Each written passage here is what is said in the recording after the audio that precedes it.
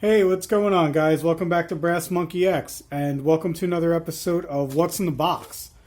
So, if you guys watched my previous video on the introduction to Project Starling, you guys already know what we have here. But let's go ahead, get it cut open here, and I'll show you what we're working with. So yes, every item in this What's in the Box has to do with that new Project Starling AR-15 that we're working on. If you haven't watched the previous video, I encourage you to do so. If not, you'll see what we're doing here. So, this FedEx package I got here, all this stuff is from Joe Bob Outfitters, okay? Here's the remaining parts for the upper receiver that I need. Alright, we've got our charging handle here. It's Joe Bob Outfitter brand charging handle. This here should be the Joe Bob Outfitter brand bolt carrier group. Okay, I didn't want to go too expensive with all this. I just wanted some basic stuff because, like I said, I'm trying to keep that build under $1,000, and this stuff should work just fine for what I'm doing. And then right here, this should be our gas tube. There it is. I went with the rifle length because, like I said, this AR-15 that I'm building, the whole purpose of this is to stay true to its roots and build like a Vietnam era AR-15. And in order to do that, you got to go with a 20-inch barrel with the rifle length gas system. That's the way the AR-15 was designed to function. So that's what I'm going with. I'm not making a short barrel, pistol style rifle that they make. I'm not doing it. I'm not making a carbine. I'm making a true Vietnam era 20-inch rifle with the rifle length gas system. So that's why I went with the 12-inch gas system. All right, so that's the upper receiver parts. Like I said, I got it from Joe Bob Outfitters. I paid, it was about $150 for all of it total. That's including tax and everything. It was just under, it's just under $150, $145. Now onto this package here.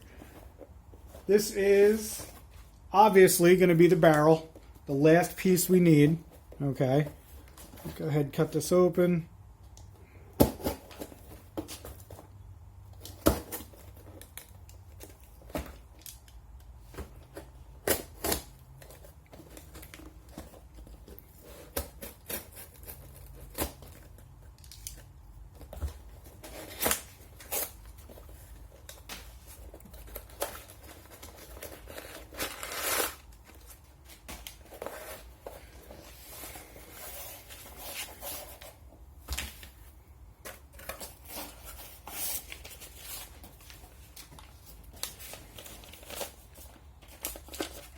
Alright, take a look at this barrel here. I'll cut the tape off.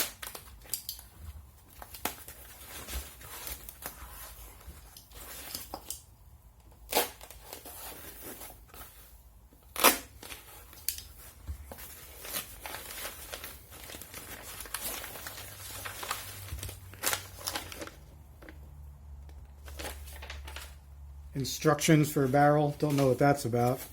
Probably had to break it in and whatnot. That foam out of the way.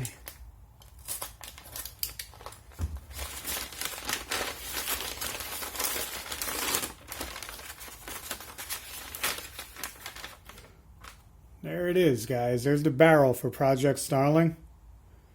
Very nice, very nice. Alright, so some specs on the barrel here, okay?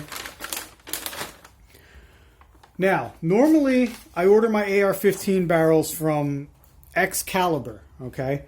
They're a barrel manufacturer out in Montana. Now, if you guys know anything about me, you know I love Montana. I plan on moving there eventually when I get the hell out of New Jersey. Montana is one of my favorite places in the entire world. But they also have that awesome barrel manufacturer called Excalibur. I've used their barrels before. They, hands down, by far the best barrels I've ever used on an AR-15 ever.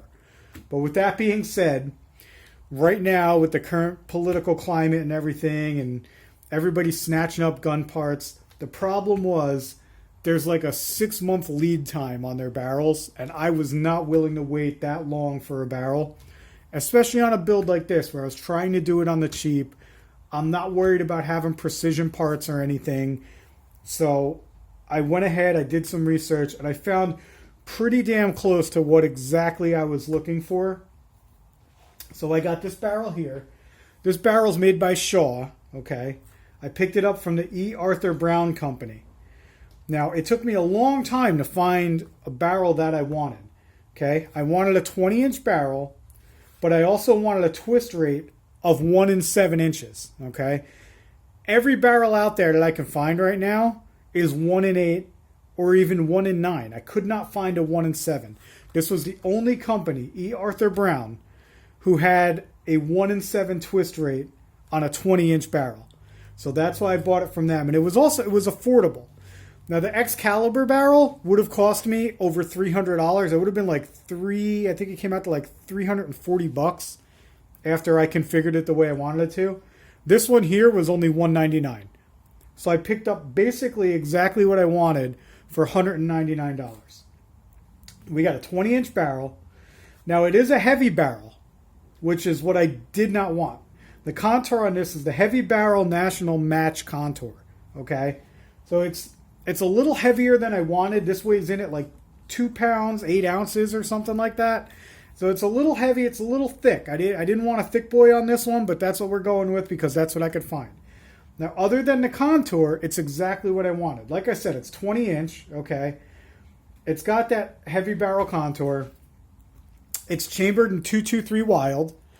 Because like I said, if you saw my other video, you'd know that I'm trying to put together a rifle that will fire anything I put through it, okay? So I didn't want to go with 5.56. I didn't want to go with 223 because the 223 can't fire 5.56. So I went with the 223 Wild so that I can chamber the 5.56 or the 223. I know it's a little confusing, but I wanted it to be able to chamber and fire anything I run through this, okay? I went the 1 in 7 twist rate so I can stabilize heavier rounds, okay? That way I can run 55s, I can run 77s, it doesn't matter. No matter what grain bullet I'm putting through here, it should be able to stabilize it. That's why I went with the 1 in 7. It's weird, you can't find any barrels out there with a 1 in 7 twist rate. I don't know if it's because they're all bought up and there's just nothing in stock or what, or maybe it's just a trend to use the 1 in 8 or the 1 in 9, but everything out there is pretty much the 1 in 8 twist. But I wanted that 1 in 7 so I could stabilize the heavier bullets. Now it is a stainless steel barrel.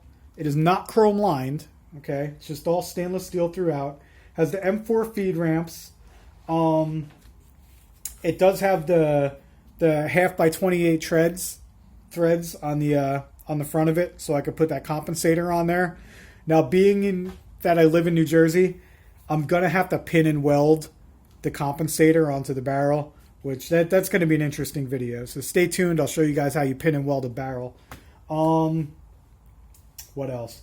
Oh, it's got a 11-degree target crown on it on the front.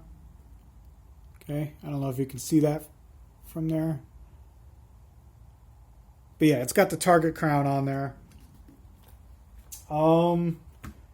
Yeah, again, the gas port, we got the 12-inch length, the rifle length.